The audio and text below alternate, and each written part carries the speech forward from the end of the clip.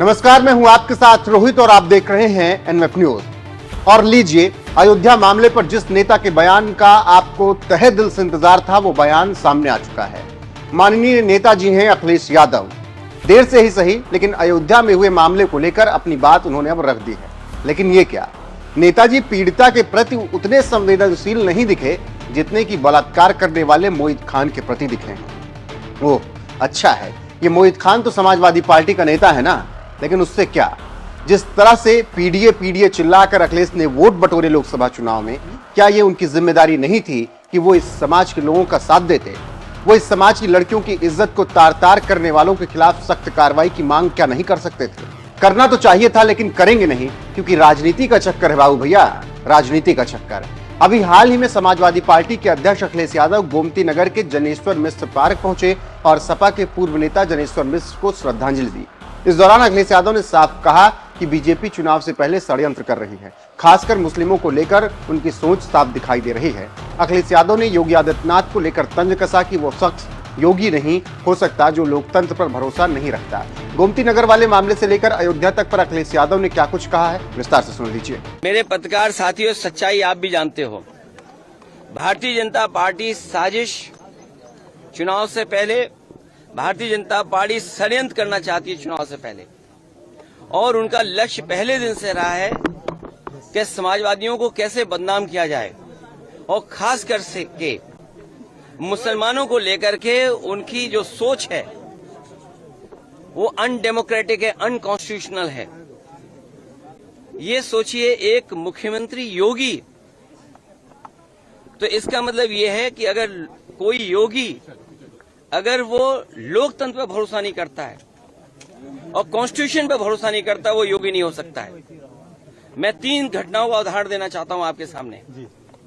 पहली घटना हाथरस, जिसमें एक साधु संत के कार्यक्रम के लिए, परमिशन के लिए भारतीय जनता पार्टी के विधायक और नेताओं ने लिखा था, लेकिन जो प्रशासन को काम करना चाहिए था, जिस जिम्मेदारी से सुरक्षा और उन चीजों का इंतजाम करना था, वो नहीं किया, जिसका परिणाम ये हुआ कि बड़ी संख्या में लोगों की जान चली गई।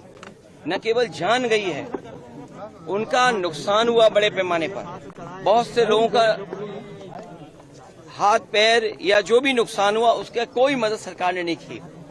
दूसरा, आपने देखा होगा गोमती नगर में, और जब मुख्यमंत्री ने सदन में ये कहा, सूची तो हालांकि बहुत लंबी थी, इसमें पुलिस का दोष कम है, पुलिस तो पूरी सूची दी थी, लेकिन भारतीय जनता पार्टी के जो मुख्यमंत्री और सरकार, वो ये चाहती है कि पुलिस भी भारतीय जनता पार्टी की कार्यकर्ता बन जाए।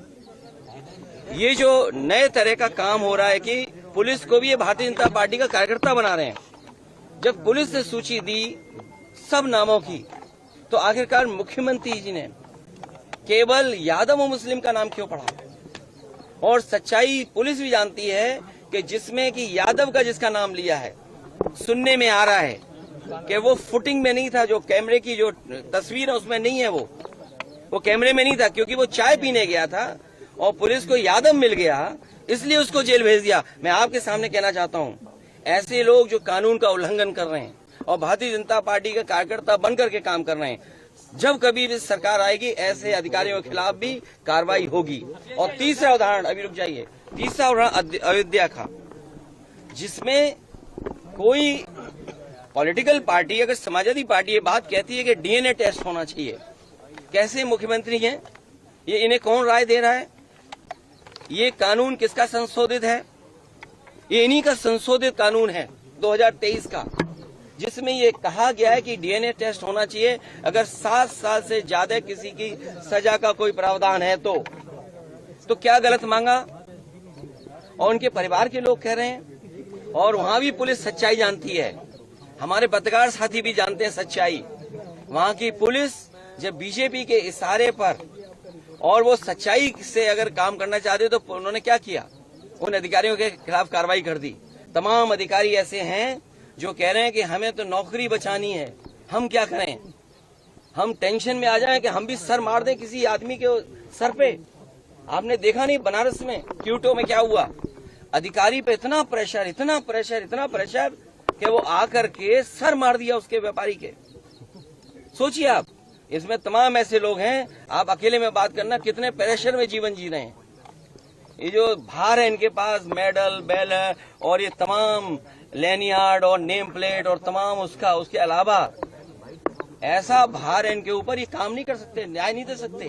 और उसका परिणाम ये हुआ कि भेदभाव कर रहे हैं, और ये भेदभाव इसलिए कर रहे हैं कि इनको हर जगह राजनीति दिखाई दे रही है, वोट दिखाई दे रहा है। ये कितना भी कुछ कर लें, अब जनता को इनसे कोई उम्मीद नहीं है। और जब उम्मीद खत्म हो जाए किसी पॉलिटिकल पार्टी से, तो समझ लेना उनका सफाया होना निश्चित है। ये जो हारे हैं, इतना बुरा हारे हैं, जनता इससे भी बुरा इन्हें हराएगी, तभी इनका इलाज हो सकता है।